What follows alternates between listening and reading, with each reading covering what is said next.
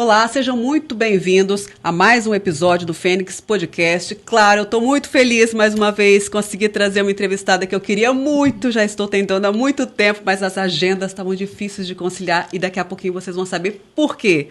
A sargento Rosiane do Carmo Gomes Ferreira tem 43 anos, está há 19 anos na Polícia Militar, passou por unidades importantíssimas, todas são importantes, mas essas são da linha de frente, sabe? Vocês vão entender essa história. Casada há 13 anos, mãe de Helena, de 7 anos, e tem uma história brilhante. Muito obrigada por estar aqui comigo hoje. Eu que agradeço, muito obrigada pelo carinho. Finalmente conseguimos, né? Amém! Bater um papo aqui bem bacana a respeito de várias histórias aí. E, de fato, é muito bom estar aqui. Obrigada. Obrigada a você. Eu vou começar de trás para frente, porque ela dá uma palestra linda. Já percorreu muitas escolas, sim, muitas instituições, muitas empresas, palestra Despertando Vencedores. O que você fala nessa palestra, sargento? Eu sempre digo que Despertando Vencedores é um projeto de Deus para a minha vida, né? Eu não poderia passar tudo que passei, viver tudo que vivi, sem poder, de alguma forma, compartilhar e empoderar outras pessoas e mostrar, assim, que é possível. Então, algumas palestras eu falo sobre bullying, racismo, violência doméstica, empoderando adolescentes, empoderando mulheres, adultos e mostrando que é possível vencer, mesmo estando no cenário que parece que não é possível. Mesmo não tendo uma experiência anterior com outras questões, é interessante mostrar, sim, é possível. Você falou desse cenário que a gente está tão assustado e é tão preocupante, né? Tantas mulheres vítimas, a gente vê tantos companheiros, maridos, namorados esfaqueando, atirando, matando, né? Como que você vê esse cenário atual aí em relação a essa violência contra a mulher, violência doméstica, muitas vezes?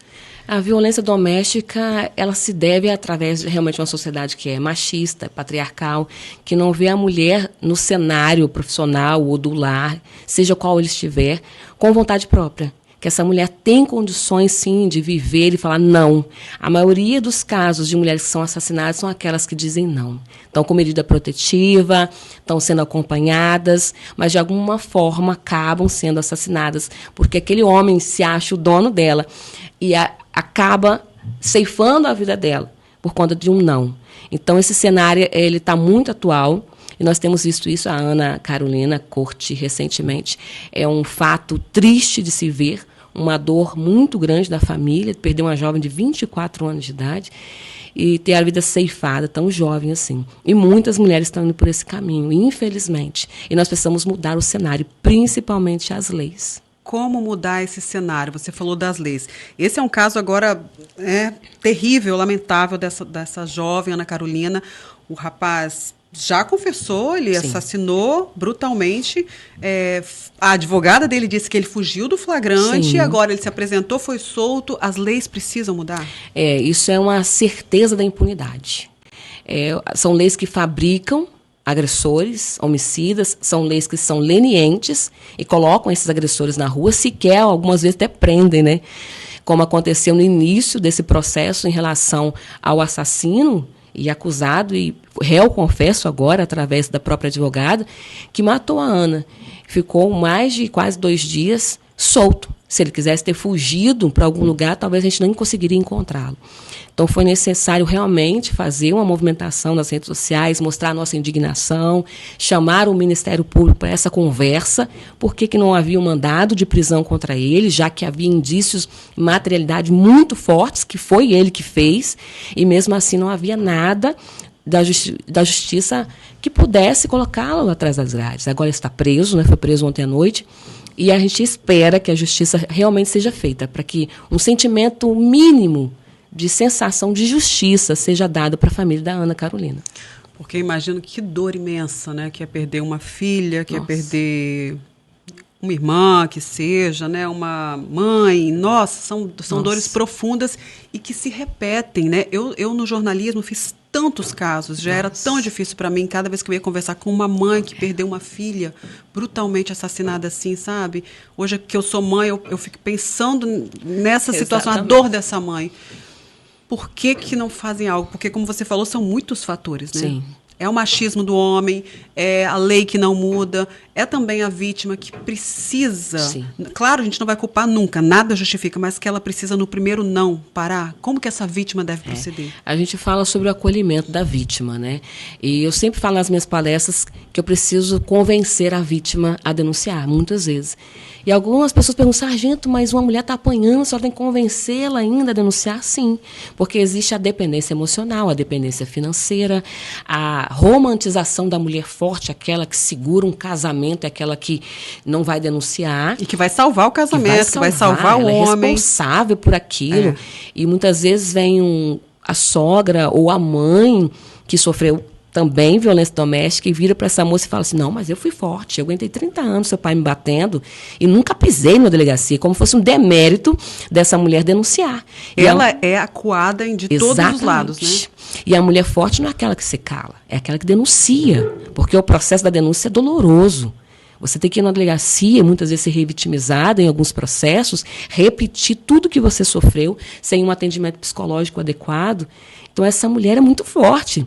E depois viver um processo, ter que ir a um juiz, ter que continuar, e até mesmo não vendo, às vezes, o seu agressor preso. Tão forte é aquela que denuncia. Como que é lidar com tantos sentimentos assim, de ir na delegacia, de passar por tudo isso, e principalmente da exposição, né? Isso. Acho que muitas devem ter vergonha, porque, poxa, a gente é criado com tanto amor, com tanto carinho, a gente estuda, a gente se dedica, trabalha, né? É profissional, é dedicada e apanha. Deve ser um sentimento assim. Por quê, né? A sociedade, ela diz o seguinte, essa mulher gosta de apanhar, essa mulher de alguma forma é culpada, se ela denuncia, ela está querendo alguma vantagem, quer fazer alienação parental. Se ela não denuncia, é porque ela gosta de apanhar. Então, de toda forma, essa mulher é julgada. Então, essa mulher, ela precisa ter um acolhimento para fazer isso. E as redes de proteção, as delegacias que protegem essa mulher, ela precisa estar toda hora, o tempo todo, fazendo propostas e políticas públicas para que essa mulher seja de fato acolhida.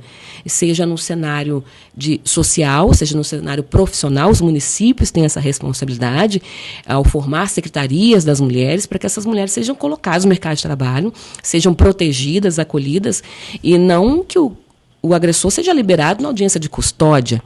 E aí, 24 horas depois, ele mata essa mulher. É absurdo, é um escárnio para a sociedade. Como que ele foi preso, liberado na audiência de custódia, passa algum minuto, ele cumpre a ameaça dele.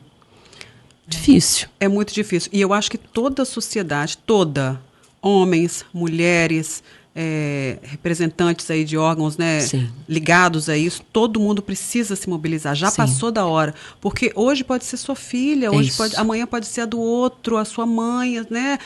Nossa, quantas mulheres estupradas? Nossa. Quantas crianças vítimas de pedofilia? É um outro foco também que você deve abordar. Mas antes eu quero saber, assim, quando a mulher deve parar? Onde tá? Claro que cada caso é um caso, mas assim, o que ela não deve aceitar no relacionamento? No primeiro sinal de relacionamento abusivo, é não. Eu sempre digo que o cachorro, antes de morder, ele late. Antes do soco ser no seu rosto, vai ser na parede. Então, eu falo para as meninas de 13, 14 anos, estão muito novas se relacionando. Se o seu namorado te dá um saculejo, uma sacudida, como eu falo, te balança, se ele grita com você, se ele bate na parede, se ele estimula você a desrespeitar sua mãe e seu pai, achando que ele tem maior autoridade sobre você, se ele bloqueia o seu telefone, se ele não deixa você falar com as suas amigas, se ele te afasta do convívio social, liga o alerta. Tem alguma coisa errada aí. São indícios. E são indícios. E, geralmente, esses indícios são corriqueiros. Relacionamentos abusivos, geralmente acontece o seguinte, a primeira coisa que ele faz é tirar a independência financeira da mulher. Primeira coisa, eu vou te dar tudo que você quer. Vou te cuidar de você. A princesa. Isso, e a mulher quer ser cuidada. Que mulher que não quer ser cuidada? Ele vai no emocional, né? Vai no emocional. Depois ele fala o seguinte, olha, não precisa passar um batom. Você é linda do jeito que você é. E ele começa a minar essa mulher de forma da vaidade dela. Ela não se arruma mais, ela não se maquia mais, ela deixou a vaidade dela de lado. E a terceira coisa, ele afasta ela dos familiares e amigos. A sua amiga, não, ela não é uma boa companhia para você. A sua mãe te dá más conselhos, você vai ficar em casa. Todo mundo vai não prejudicar presta. O relacionamento Exatamente. Dele, né? E aí essa mulher passa algum tempo, ele se mostra. E essa mulher fica envergonhada de falar assim, vocês tinham razão. E houve uma pesquisa dizendo que 6 anos após a primeira agressão, a maioria das mulheres denunciam. 6 anos suportando isso. Por vergonha. De chegar na família, na amiga, na família e falar, olha só, você tinha razão, estou sofrendo violência doméstica. Então essa mulher joga para si um jugo de uma violência doméstica que não foi ela que provocou. Eu sempre falo o seguinte, o pessoal fala, mas por que essa mulher vai voltar para esse homem? Por que essa mulher vai voltar para ele? Ele bateu nela. E eu falo, o que é mais interessante de se pensar? É aquela que deu uma segunda chance ou aquele que não aproveitou uma segunda chance? Quem é o culpado dessa história?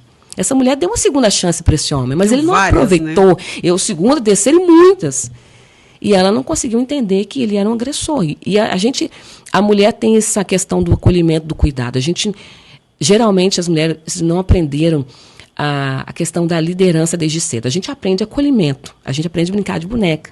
Os meninos, enquanto eles brincam de bola, que é o líder, aquele que faz o gol, aquele que pontua, há um revanchismo até saudável da competição. A gente não aprende isso, a gente aprende que tem que cuidar, acolher. E muitas vezes, por uma ausência paternal, se vê no companheiro um pai ou um filho. Quero proteger, eu quero ser protegida. E não um companheiro de verdade. E aí aceita tantas e tantas coisas. Aceita tudo, praticamente. Você me falou dos 6 anos, que essa pesquisa mostrou que geralmente uma mulher aceita isso antes de denunciar, mas tem outro porém aí. Não sei se você vai me dar razão. Esse agressor geralmente já tem um histórico. Já agrediu outras namoradas, já agrediu outras mulheres, já tem boletins de ocorrência. E aí ele vem com esse papo e a mulher sempre acha que com ela vai ser diferente. Eu postei nas minhas redes sociais sobre a questão do assassino da Ana Carolina e todo mundo colocou assim, nossa, mas ele não parece. Nossa, mas não parece que esse rapaz fez isso. O abusador, o narcisista, o agressor, ele não vai mostrar externamente. Ele vai ser o pai perfeito, o filho perfeito. Só que um pai perfeito, um filho perfeito, às vezes não é um companheiro perfeito. Então a sociedade olha uma imagem e fala, nossa, mas não é possível, tão carinhoso com a gente, chega aqui no serviço, trata tão bem. Como alguns falam, nossa, na faculdade era tão prestativo, tão comunicativo. E aí fazer isso nunca esperava. Pois é, a gente nunca espera. Mas só quem está dentro do relacionamento abusivo sabe. Então quando essa mulher chega a denunciar e fala com alguém, as pessoas não acreditam. Não, fulano, esse... Ainda duvidam dela, né? Ainda duvidam, porque em público ele abre a porta do carro, ele dá flores, posta algumas coisas no Instagram, é o super romântico, mas lá dentro de 4 paredes, aí é que a coisa acontece.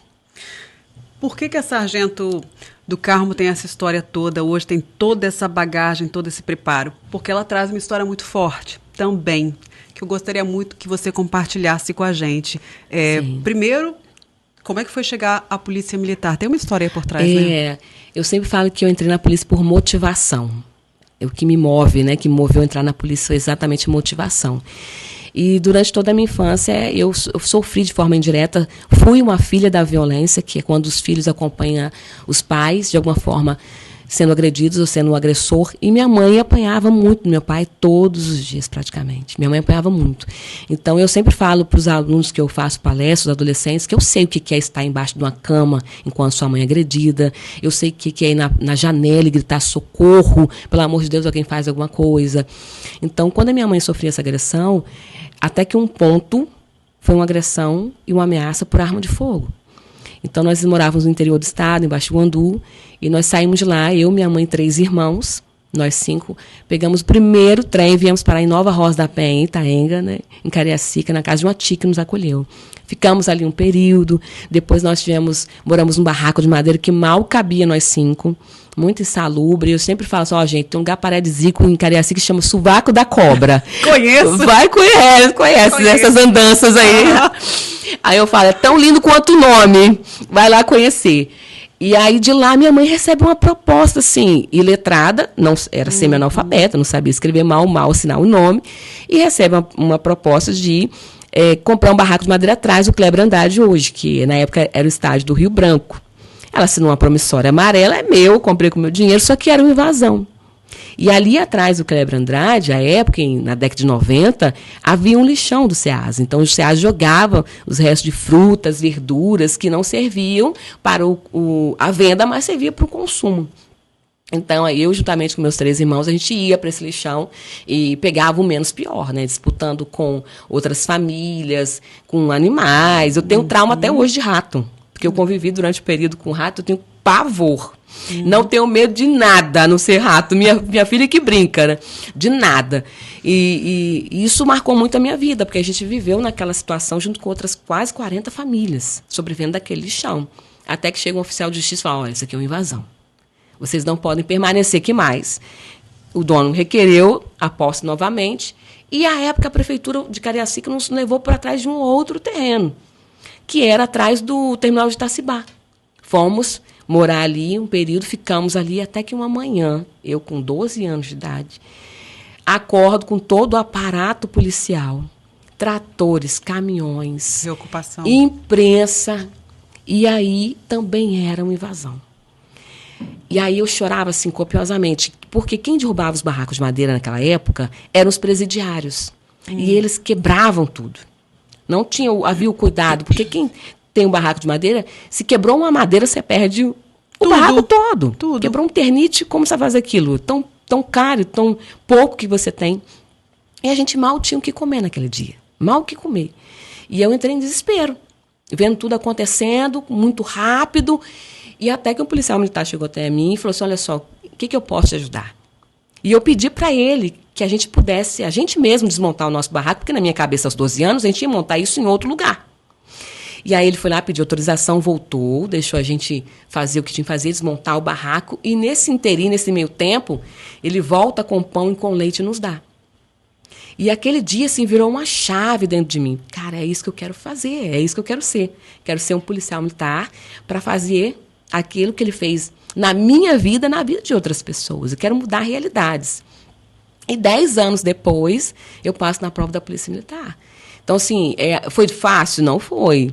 Um processo difícil, escola pública, trabalhando, estudando, de 12h às 6h, e bora lá, vamos lá. E eu consegui. E essa motivação me trouxe até aqui. Eu posto muito nas minhas redes sociais sobre gentileza. Que a gentileza gera gentileza. Sim. E é assim mesmo, né? Quando você está no trânsito, quando você vai no ônibus, quando andava de ônibus, você fala bom dia pro trocador, pro motorista, aí você vê. E tanta gente na fila, você agradece, você dá o lugar. Sim. Como é bonito, né? O que esse policial, no meio do trabalho, no meio daquilo tudo que a gente sabe, eu também acompanhei muitos processos de reocupação, como é que fala? Reocupação. De posse, né? Posse. No meio daquele turbilhão, o que ele significou na sua vida? Tanto ajudando a que não destruíssem o barraco da sua família, quanto trazendo aquele pão e aquele leite para vocês. Ele foi pontual, porque ele não viu só pessoas que moravam no local que não devia. Ele viu pessoas, seres humanos. Ele viu uma garota de 12 anos de idade, desesperada, sem ter o que comer com a sua família. Ele fez mais que as suas atribuições legais, que prevê, né, na Constituição, para as polícias militares. Ele foi lá como ser humano.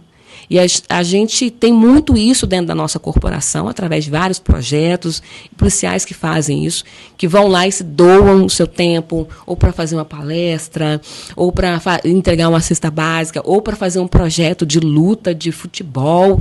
Tem muitos, e que estão fazendo totalmente diferença. Para se aproximar das pessoas da comunidade. E eu lembro quando eu subi a primeira vez no bairro da Penha, uma menina que me arremeteu ao meu passado, menina negra, cabelo crespo, para cima igual o meu. E eu subindo lá em cima no bairro da Penha, ela correu, mamãe, vem cá ver, mamãe, tem uma policiala no choque. Isso marcou muito, isso foi muito forte. Então, são coisas que você se torna referência para algumas pessoas e mostrando que sim, é possível através de uma gentileza, como você bem disse. Isso move o mundo. Nós temos tão pouca empatia com o outro, né? Tão pouca empatia. E quando você percebe que existem outras crianças, ou adolescentes, ou mulheres, ou homens, que querem seguir a mesma profissão, através daquilo que representa, eu fico muito feliz. É representatividade, né? Aquela menininha te vendo ali, ela olhou, sim, com certeza ela se apaixonou por você, e hoje, sim, quem sabe ela também não quer ser uma, né? Eu estava no Forte São João, numa operação, ainda pela Força Tática do 1º Batalhão. E eu estava com uma arma longa, né, com uma submetralhadora, e eu enquanto estava andando com a submetralhadora, tinha uma menininha lá embaixo com um galho na mão. E essa menininha andava e a pose que eu fazia com a arma, ela fazia igual. Aí eu só de propósito, eu provocava ela. Eu levantava, eu baixava, eu baixava. E aí todo mundo percebeu isso. E aí quando eu fui me aproximando dela, a mãe dela me chamou. Falou assim, olha só, a minha filha, ela é apaixonada por você quando você passa aqui. E eu tirei uma foto com ela que eu tenho no meu Instagram. Até hoje, que foi muito forte para mim. Eu falei assim, olha, ela quer ser policial quando crescer, tão pequenininha. Que coisa linda. E lindo, durante uma operação. Porque a gente tem que aprender, e eu sempre falo isso, por ser criada na comunidade, na favela, você tem que aprender quem é o trabalhador, quem é o cidadão de bem. Tratar bem o trabalhador, a trabalhadora, o cidadão, tratar bem. Porque essas pessoas são reflexos da sociedade. E a maioria da população da periferia é de bem. Então, a gente tem que chegar lá com educação, com carinho. E isso reflete hoje algumas pessoas que estão aí, até está formando agora uma turma, entrando numa turma de soldado, que tem algumas pessoas que me seguem no Instagram e falam, eu quero entrar na polícia por conta de você, e passaram na prova da polícia e vão começar agora o curso. Nossa, que isso lindo! Isso é maravilhoso. E como que você se sente? É assim, fazendo aquilo que o Senhor colocou na minha vida. Propósito, né? Propósito, exatamente. Seu essa é a palavra. testemunho está chegando até eles, né? Dessas pessoas, né? E eu sempre falo para eles assim, olha, vocês vão ser muito mais do que eu. Certamente. E se vocês vão pisar em lugares que os pais de vocês não pisaram, né? E isso é importante.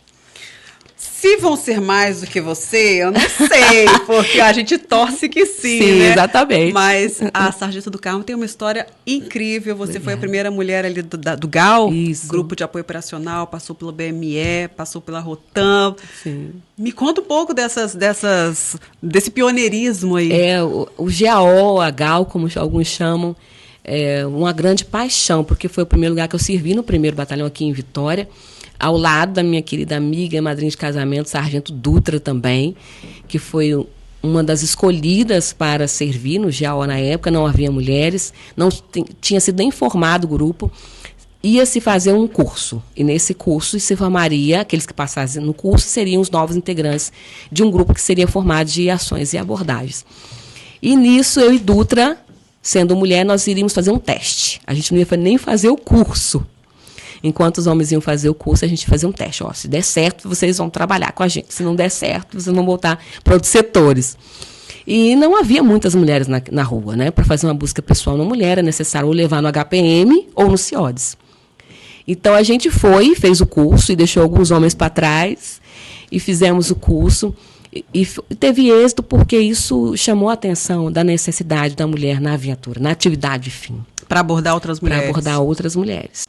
Para entender que o crime estava recrutando mulheres em 2005 e era necessário que tivesse também mulheres profissionais nessa área de atividade fim, atividade operacional, para combater exatamente, principalmente o tráfico de drogas. E você conseguiu êxito em muitas operações, né? Sim. Êxito, infelizmente, eu digo assim, né? A gente não quer que nenhuma mulher esteja envolvida no crime, mas você conseguiu fazer abordagem de muitas e apreensão de drogas.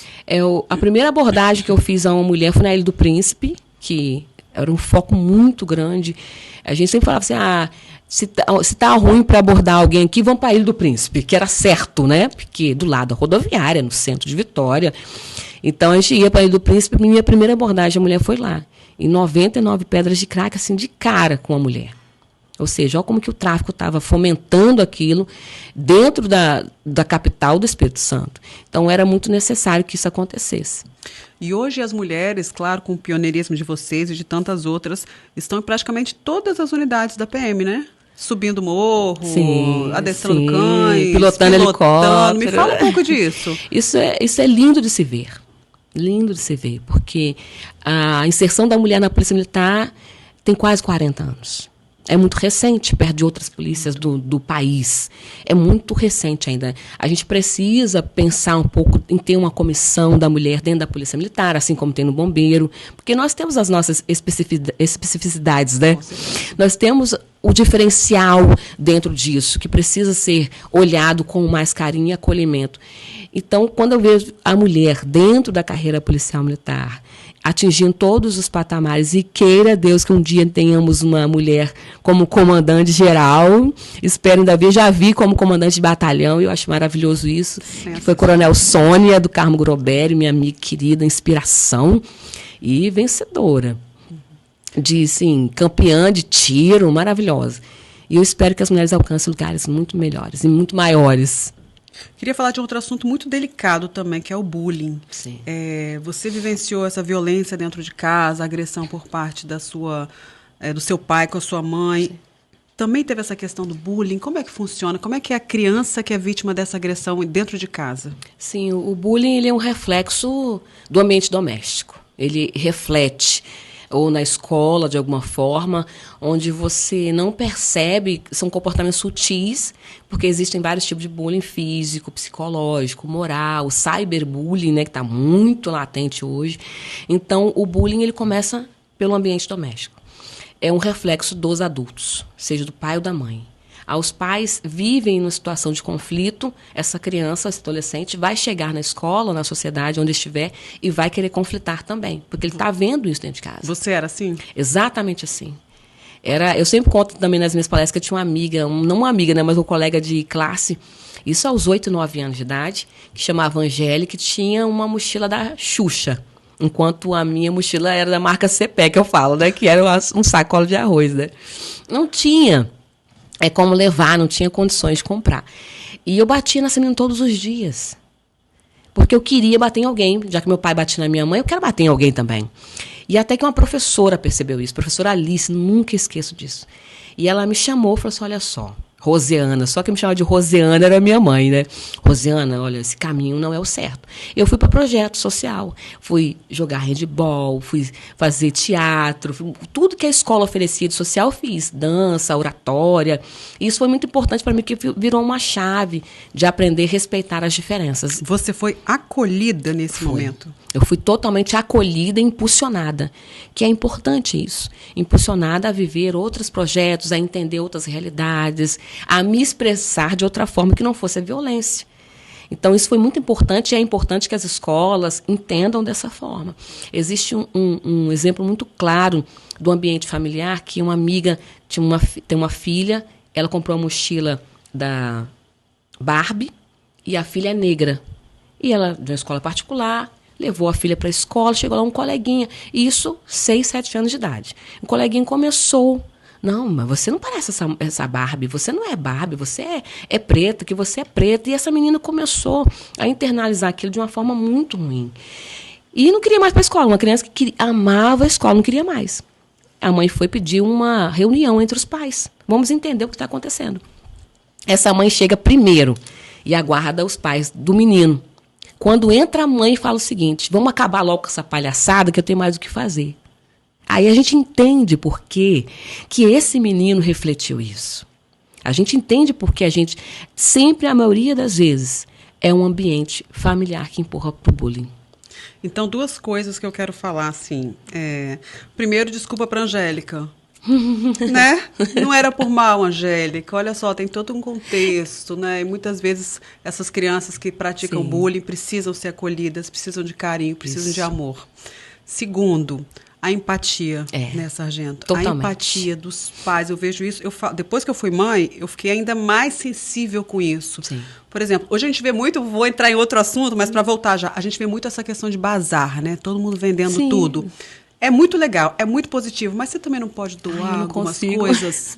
A gente sabe muito, a gente precisa disso, mas pega a sua roupinha, doa para outra criança. Meu carro é sempre cheio de coisas, porque eu passo e vejo e dou para outras crianças. Eu não consigo ver uma criança que está sem água na rua, uma criança que está sem comer na rua. Sejamos, dentro da nossa realidade, uma sociedade mais amável. Sim. Não é? Falta muito isso, né? De olhar o outro um pouco mais, com mais profundidade. Porque a gente tem, hoje, graças a Deus, e eu tenho a condição de dar para a Helena a mochila. E quando vez que eu vou comprar material para a Helena, no meu sono. Meu marido fala, uma mulher chorona, gente. Está lá dentro da papelaria chorando, porque ela escolhe o que ela quer. E a sua criança aqui dentro, Exatamente, eu não tive. Então, eu posso dar para ela, mamãe, quero mochila tal, quero tal coisa, quero tal sapato. Eu posso hoje dar. Então, eu vejo que outras mães não podem. Outras crianças não têm. Isso me mata por dentro, porque não é fácil. A questão do racismo também é um tema muito delicado hoje, né? Como que em pleno século XXI a gente ainda vê tantos casos, né? Como lidar com isso? O que você fala sobre esse assunto, principalmente nas suas palestras com adolescentes, com jovens? Você vê tantas meninas, Sim. né? É a questão do empoderamento realmente. E aí entra um empoderamento racial, de entender de onde você veio, entender as suas características, entender o recorte social, o recorte racial. E a gente vê isso desde muito novo. Eu tenho uma sobrinha que minha irmã ligou para mim e falou assim, olha, a Mariana não quer ir para a escola. Por quê? Deixa eu falar com ela. E quando eu falei com ela, ela falou que não queria ir para a escola porque a professora chamou ela de boca de macaco. E aí, a professora. E nesse meio tempo, eu entrei em contato com a secretária de Educação do município, conversei com ela, ela se retratou e tal. Minha irmã não quis conduzir a fazer um boletim de ocorrência. Mariana hoje tem 16, mas na época Mariana tinha 7 anos. Então, isso faz toda a diferença na vida. É uma professora que ela admirava. Então, isso é muito forte, porque parece uma brincadeira. Ah, não é brincadeira. Não é brincadeira. O bullying não é brincadeira. O racismo não é brincadeira e é crime, inclusive, agora. Então, é muito sério isso. E as crianças não sabem lidar. A gente não sabe. A criança não nasce racista, gente. A criança não nasce machista, não nasce com preconceito. A gente impõe a eles. A sociedade coloca sobre eles. Então, é muito difícil quando você vê um menino de 8 anos com um comportamento totalmente machista. Como esse menino aprendeu isso? É difícil quando você vê um menino, uma menina racista. Mas qual é o problema? Aí você vai lá conversar com os pais. Aí você entende por que disso. E tem crianças e pré-adolescentes que estão síndrome de pânico, ansiedade, depressão, tentativa de suicídio, tudo por causa disso. O mundo digital também é um mundo assim à parte, né, em todos os sentidos. Não tem como a gente correr mais dele, é importantíssimo, faz parte da nossa vida. Nossas crianças têm que ter celular. Mas quais os cuidados aí? Eu, por exemplo, sou muito medrosa por conta de pedofilia, Sim. por conta de tudo isso. Eu não gosto muito de exposição da minha filha. Mas que cuidados os pais têm que ter? Primeiro, orientação. Orientar o máximo possível. Isso não pode, isso não pode, isso não pode. E massificar, né? Porque criança esquece, massificar. Orientar é necessário. E vigilância constante. É difícil, vigilância? É difícil. Nós somos mães, nós sabemos que não é fácil. Somos multifacetadas e polivalentes nas nossas tarefas, né, mãe? Mágica, somos mágicas. Somos mágica, empresária e palestrante, vamos embora. Então, não é fácil, mas a orientação também é um caminho, meio desse caminho. E, principalmente, tomar muito cuidado, porque é uma terra sem lei. É uma terra sem lei. E a gente percebe isso. Criar uma confiança a ponto... Aconteceu na Serra, no início do ano, o fato de que uma menina de 11 anos estava conversando durante um jogo com um rapaz que ela achava que tinha 15. E aí, nessa conversa do chat do jogo, trocou o WhatsApp. Foi pro WhatsApp, chega no WhatsApp, está conversando. E esse rapaz, aparentemente de 15 anos, pede nudes para essa menina de 11. Essa menina, na mesma hora, eu achei maravilhoso isso, ela chama o pai e mostra para o pai. Porque ele pediu, ela não mandou, mas ele mandou. E o pai vê aquilo, ela falou, o pai mostrou. Olha o elo de confiança que esses pais criaram com essa menina de 11 anos. Porque alguns esconderiam. Com certeza. E ela mostrou. O pai começou a conversar com ele como se fosse ela, marcou o encontro e chamou a polícia. Ele tinha 40 e tantos anos de idade.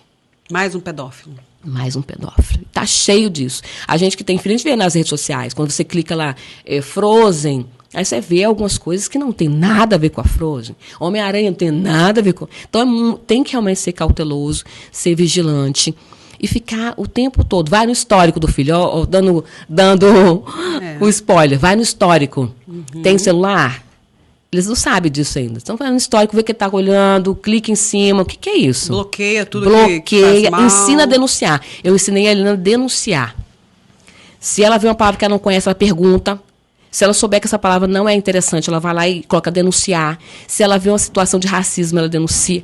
Eu achei muito engraçado que ela estava um dia desse num jogo e ela colocou um avatar preto.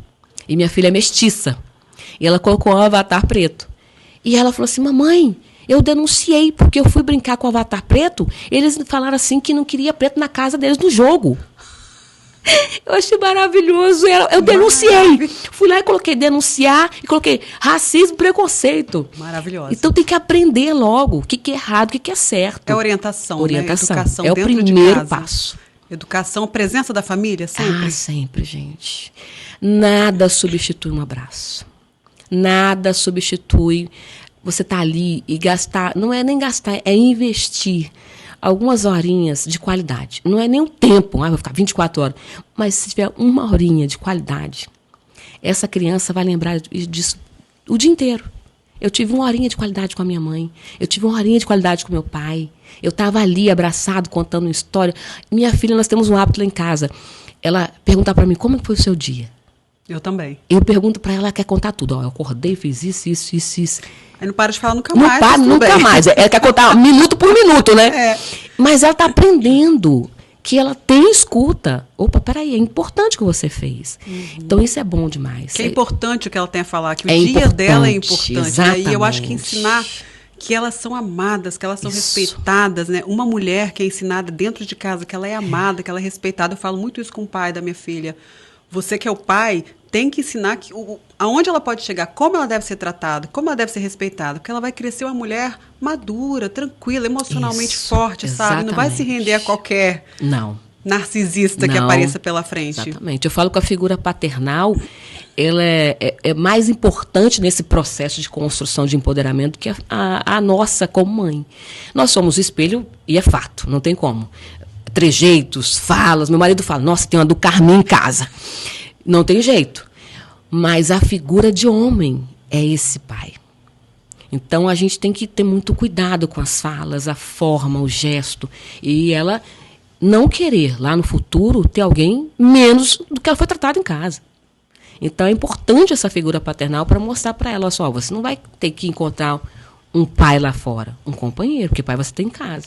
Sargento, para a gente terminar, antes que eu esqueça, esse policial você voltou a reencontrar? Não. Nunca mais? Infelizmente, nós tivemos, através da Rede Gazeta, durante alguns anos, né, publicada a minha história, e a gente não conseguiu localizá-lo, porque tem muito tempo, né? A gente não conseguiu localizá-lo. Desafio assim. Para o Fênix.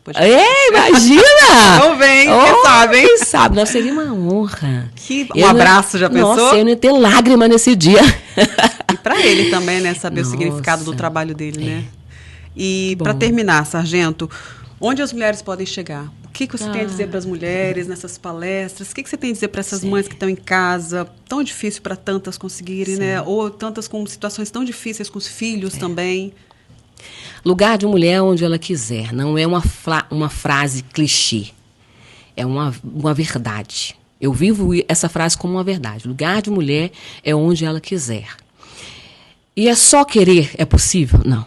Existe uma capacitação, existe outros muros a serem derrubados, porque nós sabemos o quão a nossa sociedade nos empurra para outros lugares, mas essa mulher ela precisa realmente ter voz e vez. Ou através da política, ou através do seu local de trabalho, porque tem muitas mulheres sofrendo assédio moral ou sexual, e essas mulheres às vezes se sentem reprimidas porque aprenderam a se calar. Então essa mulher tem muito potencial. É para chegar em lugares que ela talvez não imaginava antes. Porque algumas pessoas acabaram ao longo da sua vida dizendo, não, isso não é para mulher. Isso não é para mulher. Tudo aquilo que eles falam para mim que não é para mulher, eu quero fazer. Só de raiva, para mostrar que é. Mas a gente vê muito isso, que às vezes nós como mulheres internalizamos, será que vai? Será que rola? Será que dá? E dá. Dá para fazer. A gente tem que ter esse empoderamento, deixar o revanchismo feminino de lado, empoderar outras mulheres, e uma mulher que levanta outra mulher, chegou lá, abre caminho para outra subir, e assim a gente constrói toda uma rede de crescimento realmente feminino, porque hoje nós tivemos muitas coisas que não acontecem por falta de representatividade em alguns locais. Porque uma mulher ali, talvez a visão seria totalmente diferente. Seria uma visão sensível, né? E a gente se colocar nesses locais também, né? Se colocar nesses locais. A gente não aprendeu a se expor para levar porrada. A gente não aprendeu isso. E faz parte. Quando você se expõe, quando você coloca o seu nome, prepare-se. Calça as luvas e prepara a carcaça que você vai levar porrada. Não tem para onde correr. Só que não dar importância para isso e continuar. Os cachorros latem, nem quando a caravana passa, não é isso? E o gostinho é muito bom, sucesso, do resultado, da conquista. Exatamente. E tem mulheres que são potências, que eu vejo, caramba, essa mulher nesse lugar, ela ia fazer totalmente diferença. E faz. A gente percebe isso no ambiente de trabalho, ou na sociedade, ou na comunidade. A gente vê o quanto que mulheres em certos locais fazem toda a diferença. Sargento, eu deixo aqui meu agradecimento, em seu nome, os parabéns a todas as mulheres que fazem parte da Polícia Militar. Eu tenho, assim, o maior orgulho de várias, assim, são, para mim, sim, heroínas, são protetoras, sim, da sociedade, sabe? Correm risco todos os dias. Você deixa a sua Helena em casa para ir salvar outras vidas, para ir proteger a sociedade. Então, antes de mais nada, parabéns. Obrigada. De verdade. Pela sua história, Obrigada. Pelas suas conquistas, pela sua luta. Eu sei que hoje você está sendo honrada com uma família linda, casada, 13 anos, né? Glória com a Deus. Super companheiro, assim. E que você leva essa mensagem para muitas e muitas e muitas jovens ainda. Ai, que bom. Eu agradeço. Muito obrigada pelo carinho, por não ter desistido de mim, como você disse, né? Voltaremos a conversar em outros momentos. Muito obrigada, que Deus te abençoe, abençoe o seu projeto. Tenho certeza que daqui partirá muitos outros projetos pessoais e até sociais. Com certeza. Para mostrar que as mulheres da sociedade capixaba têm voz e têm vez. Parabéns. É só começo. É só começo. Obrigada. Gente, muito obrigada mais uma vez. Que papo gostoso, que conversa deliciosa, que prazer ouvir essa pessoa linda, Sargento do Carmo. Daqui a pouquinho, esse episódio completo, lá na íntegra, lá no nosso canal. Compartilha, se inscreve, ajuda a gente a levar essa mensagem a mais e mais pessoas e também os cortes no nosso Instagram, Fênix Podcast. Muito obrigada mais uma vez, até a próxima. Tchau, tchau.